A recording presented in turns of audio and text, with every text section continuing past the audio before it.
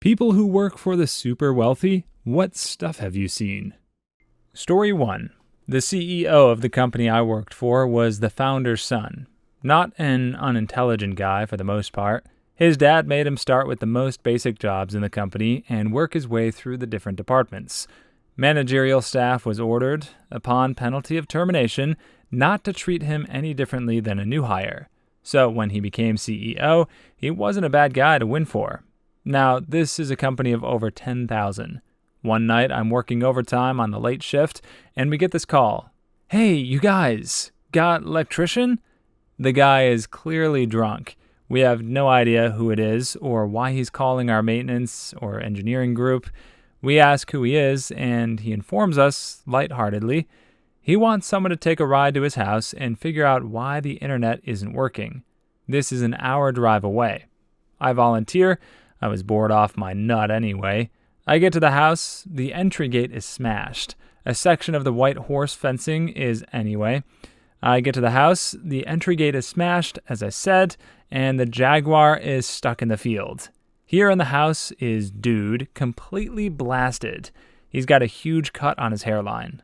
"Are you okay, boss?" "I'm fine. Why?" he asks, blood literally caked on his face. I accompany him to the bathroom and help him clean himself up, wash off the gash, and put some bandaging on it. Then I corrected the internet. Unplug, replug in. As I'm walking out, he asks me to do a shot with him.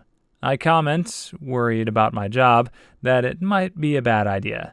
He agrees and hands me the bottle. Take it home and do a shot later. Keep it.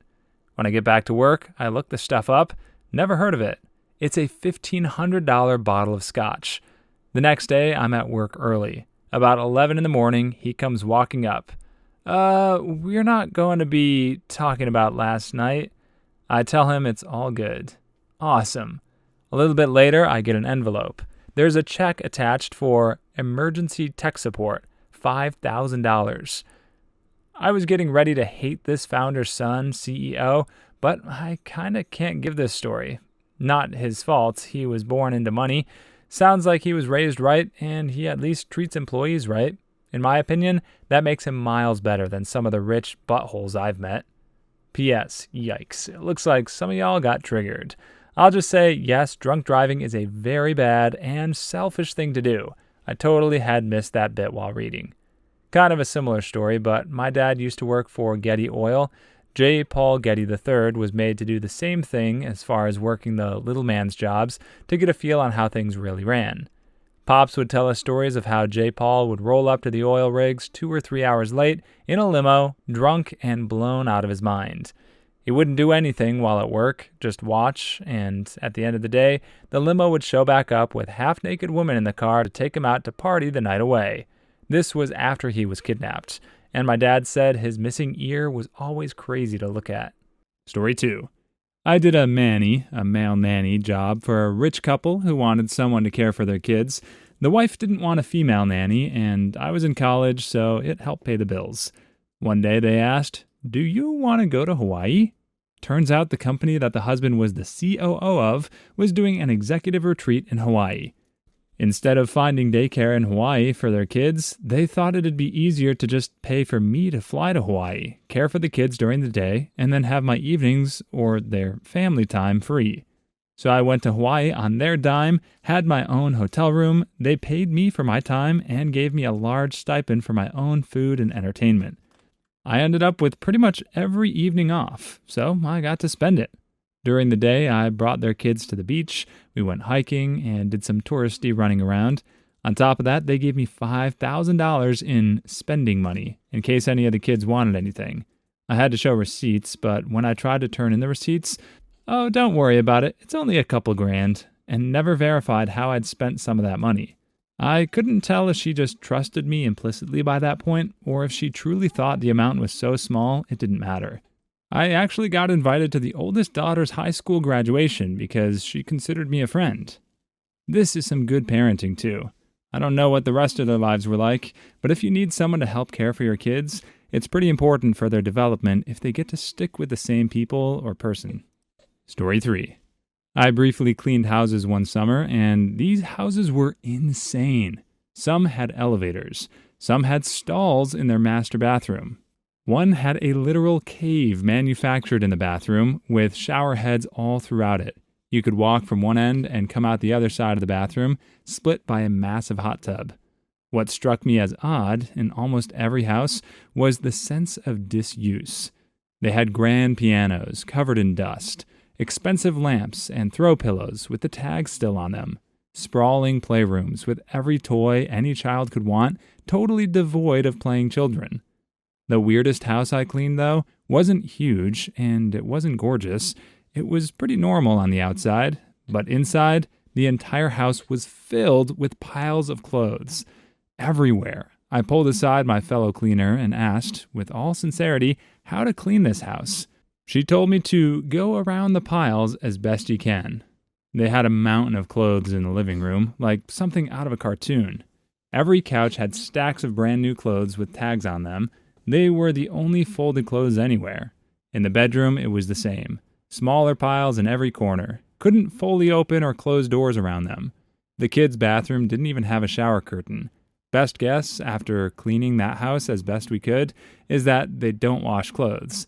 I think they just buy more and discard the dirty clothes into the piles. I think about that house a lot and wonder if they ever got their stuff together. Edit to add, it was like metal bathroom stall cubicles, and the elevators and stalls did not seem related to accessibility. My apologies for any misunderstanding. Story 4. I used to work at a members-only golf country club. There were members who had been actors, athletes, race car drivers, former CEO of Google, some major money, and egos going on. There was one family that had 3 teenage kids, 2 girls and a boy. The mom and the girls were very attractive, and knew it. They always looked amazing, and had overly entitled attitudes to match.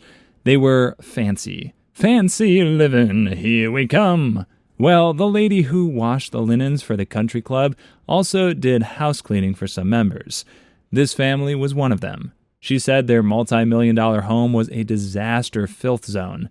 They basically did no housework in between having the cleaning lady there. Dishes piled with dried food that smelled, dirty clothes thrown everywhere, piles of crap all over, sticky floors, dog dew left on the floor, but the nastiest part was the bathrooms. She said they wouldn't empty their bathroom trash, and the ladies of the house would throw their used tampons on top of overflowing trash, so she had to pick up their used women's products thrown on the floor, not even wrapped in paper. So these fancy witches would walk around the club like they were so superior and look down on everyone, then would go home and act like wild apes, throwing their trash and period products on the ground. The thought of being so out of touch that you decide it is beneath you to even be sanitary because you could just pay someone to do that for you is just beyond insanity. If you are that rich and you're paying people to come clean for you, why not pay them to come every day? Story 5. Jeweler here. Some random client quotes. So I have some gemstones that have just been collecting dust. Pulls out about a dozen amethyst, citrine, smoky quartz, almost an inch or more across. What can we do with these? Can you make a crown? No, not a little flimsy fake one, a real one. Me makes a 5-pound silver and gold crown. New client. You're going to see me a lot. This is going to be my new addiction. Okay, I'll bite. What was your last addiction? Collecting fully grown trees. I had 45 transported and replanted on my property last year. Have you seen my new car? I have not. They only made a few. Points out the window at a new navy blue Bentley. I didn't like the interior, so I had them replace it all with bright orange leather. They added a plate inside with my name engraved on it. Isn't it cool? 55-year-old client. I want everything pink. Can you tell I'm obsessed with Barbie? Oh, we are even building a pink house. I want my engagement ring to be all pink. I can make it in rose gold. Great. Do you have any pink diamonds? A diamond ring was in Sid. Not in stock, but I know of a supplier who has one. I'll take it. It's a natural argyle pink. It would be about $220,000. How soon could you have it ready? Can you add more pink diamonds to the sides? Story 6. Years ago, I used to work carpentry, mainly doing sunrooms. One of our clients was a brain surgeon who was married to a lawyer, and they subsequently had a massive house on a large property. Their son was also some type of neuroscientist, and with his parents' permission, had yet another massive house built on this same property. Problem is that city ordinances prohibit two separate livable dwellings on the same property. Mind you, these houses were about a quarter-mile away from each other. So, to comply with the ordinances, they built a freaking wall between the houses. And this isn't just some dinky picket fence type of wall, it's a massive medieval-style wall that has round towers, with merlons and crenels, a gym midway through, and a massive $750,000 plus all-glass sunroom, all the while being wide enough to have room for a walking path and a road for golf carts inside the wall. The city ordinance said only one livable dwelling can be on their property, so they just made a massive hallway between their houses. Edit. I was able to find the video I took from years ago on my computer when we were at the job site scouting it out. My memory wasn't exactly correct, but this gives you a good look at what it looked like. The steel structure you see near the end is where the sunroom was going to go. All we were providing was the glass. This is the very definition of screw you money. Story 7. Not the craziest thing, but wild to me. I was working for a kind of well-off family during the summer. I went inside to get a drink, and the mom was cleaning the kitchen, putting things away and such. She picks up a Macbook and says to me, "Hey, do you want this? No one uses it." Got a brand new MacBook for college. My mom was a maid growing up, not for the hyper-wealthy, but for wealthy people. I got so much free stuff growing up because of them, it's insane. Clothes with tags on it, boxes of VHSs, I'm old, Game Boys, computers whenever they upgraded. It was actually really nice because the people my mom worked for were very nice and generous. This happened to me in college.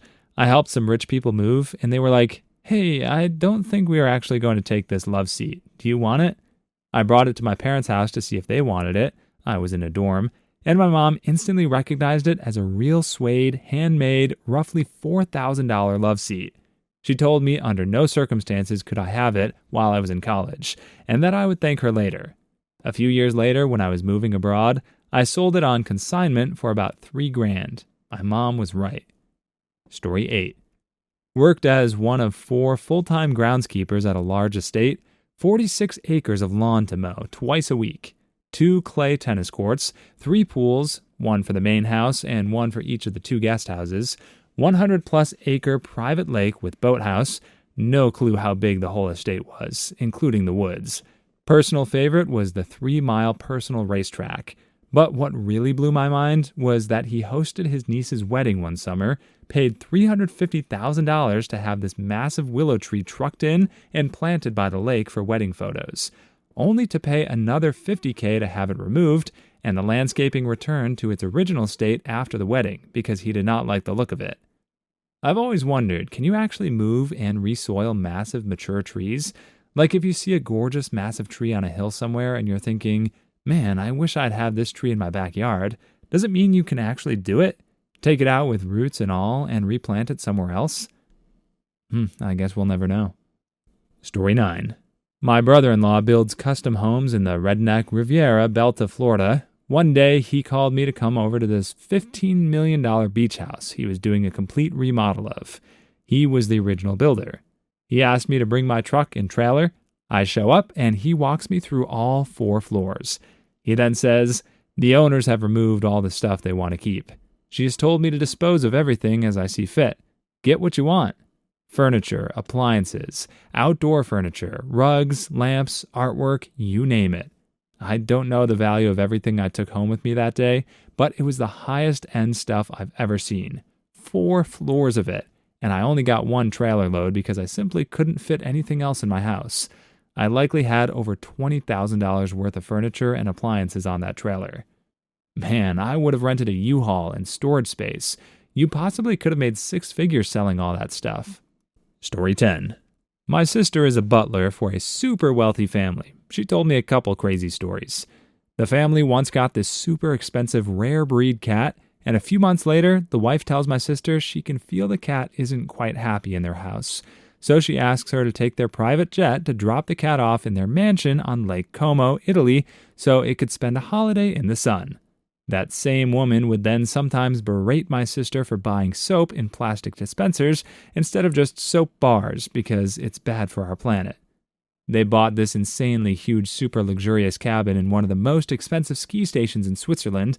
They realized the cabin, more like a mansion really, right next to theirs was for sale, and then bought that one as well, just so they wouldn't have close neighbors. Story 11. Had a client who purchased a newly built penthouse apartment and wanted a jacuzzi on the balcony. It would have meant a structural column was needed in the middle of the balcony below, which the contractor who built the apartment block wouldn't go for, as it would impact selling that apartment. Client buys the apartment below, approves the column, jacuzzi is installed, then privately sells the apartment below. Voila, problem solved. A few years ago, a rich French guy opened a school. French people here might be able to connect the dot. A bit before the grand opening, the staff was having a small party on the roof, and a rich guy came in. He asked them if they had everything they needed. Someone said, jokingly, that it was missing a jacuzzi. A few days later, a jacuzzi was delivered on the roof. Story 12. Redid a lady's shower one time during the middle of a nasty divorce. The shower was 6 by 10, with the entire ceiling covered in shower heads. Since he was off with half the office, I figured I'd get the other half all in here. Lady was a baller. $500 tip for everyone who worked on that bathroom because it was her ex's money. Edit. We redid the glass to her shower when I was at a glass shop. How the actual plumbing and stuff worked is beyond me. My job was to bring in giant panes of glass, attach them to the wall and floors, waterproof the seals, and dip. With how large her house was and the other 2 smaller houses that were attached, I'm sure she had enough money to throw at someone to solve those plumbing blah blah blahs. Story 13. Never work for millionaires. They're just trying to prove something. Work for billionaires. They know what they want and will just pay what it costs to get it right. A caretaker getting paid 6 American figures for keeping up a multi-million-dollar house that gets used 2 weeks a year. Millionaires show that money is no object. Billionaires, money literally is no object.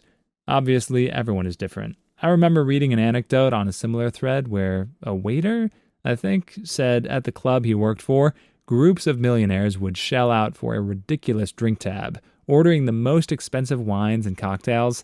A billionaire would show up and get a Coke. When there's no actual difference between $3 and $3,000 to you, you get what you want. Story 14. Bartending at a fancy party in a very wealthy older couple's house where these people had art on display they had bought from museums. I was working in a room where 3 walls were glass, and you could see this beautiful manicured garden with sculptures. When the sun started to set, these big floppy-eared white bunnies started to appear and frolic around the yard. I asked someone who worked in the house about the rabbits. The rich people bought them as a garden feature. Every once in a while, they had to cull the rabbit population. The rabbits were decorations. This was also the night when I was making an older man a drink, and he decided to ask me, "So, what are the poor people doing tonight?" Story 15. I often do work for the wives of wealthy professionals. The thing that has always stood out to me is that if I tell them that something they want isn't doable, they respond with literal confusion. It isn't anger, it's confusing. They're so unaccustomed to not being given exactly what they want that it's as if they don't understand what is happening when they're told they can't have something. You don't say that's impossible. What you do is you give them an extremely outrageous price and they will pay it. Story 16. Did appliance repair. One lady had a 10 by 12 walk-in wine cooler, floor to ceiling, stocked with wine, in her living room. Another person's house was made of imported stone and had a library the size of 2 car garages. My favorite was an old lady who just had nice stuff. She took care of what she had. Every time I went, she gave me $40 for a nice beer with your lady. I would always refuse, but she insisted and was basically the typical granny everyone would want. Story 17. The owner of my company had a customer pay off a giant debt by signing over a yacht to him. When he went to the marina to get the storage info transferred to his name and saw how much it cost to store the yacht there, he bought the marina. Galaxy brain right there. Also, he had the spare cash to buy a marina, I guess. Well, don't we all? I think I looked at that marina, but it seemed like a lot of maintenance, so I bought groceries instead. Story 18. My bro worked on a super yacht, quit the day he saw a 14-year-old take a massive dump on the deck and tell him to clean it up. Same reason I walked. I was supposed to be doing machine maintenance. The owner has a private bathroom in his office. I was tasked with unclogging a turd that was about the same size as a Yeti 46-ounce water bottle. I told him in my interview that I don't have the stomach to clean toilets. Story 19. Had a client come into our 3D printing office. His attention was immediately caught by a large industrial 3D printer in our showroom. Pulled out a credit card and bought a $25,000 machine on the spot. Best part was when we installed the machine at his facility, first thing he wanted to print was a meter-tall penis. A few weeks after the install, we got a photo of him standing next to the meter penis. Money well spent. Story 20. $40,000 a year on sports coaching and travel, each, for 2 kids. It was a better option than having them get into drugs or blow money in other destructive ways. When the oldest kid turned 22, he got mad at his mom and yelled at her, "All I know about is sport. Fine dining and breathing is all I know." She said, "I know, but you don't have a cocaine addiction and 3 pregnant strippers like your Uncle Mark." Story 21. Their kids, all young 20s, never shut the door when using the bathroom. Plenty of times while cleaning the house, I'd walk past the bathroom and see one of their daughters on the can. They'd often wave or say hi. Freaking odd. My dad does this. Maybe there's an inheritance I'm not expecting. Story 22. I moved the guy that created eBay. He had Aretha Franklin's grand piano, played it, and Elvis Presley's coat, didn't wear it. Please leave your stories in the comments. I'd love to make a video of them in the future. Also, don't forget to like and subscribe.